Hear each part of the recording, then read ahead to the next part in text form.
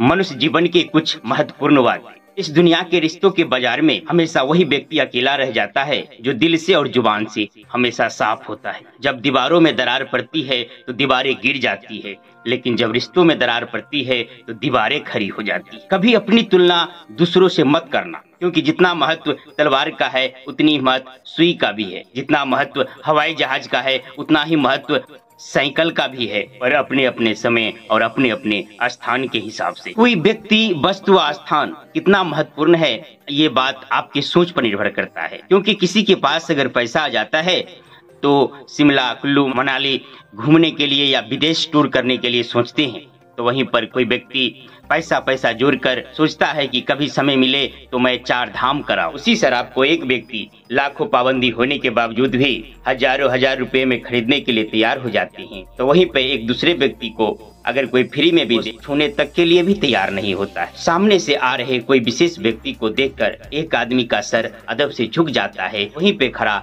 दूसरे व्यक्ति नजरों में उनके प्रति कोई आदर नहीं होता, कोई सम्मान नहीं होता। आपकी दृष्टि इस सृष्टि का निर्माण करता है। आपका जैसा सोच होगा वैसी दुनिया बनाने के लिए सदैव सोचते रहेंगे। हमारा ये विचार आपको कैसा लगा कमेंट करके बताइए, और अच्छा लगा हो तो शेयर करके आगे भी बढ़िए। डूबेगी नहीं तेरी नाव कभी।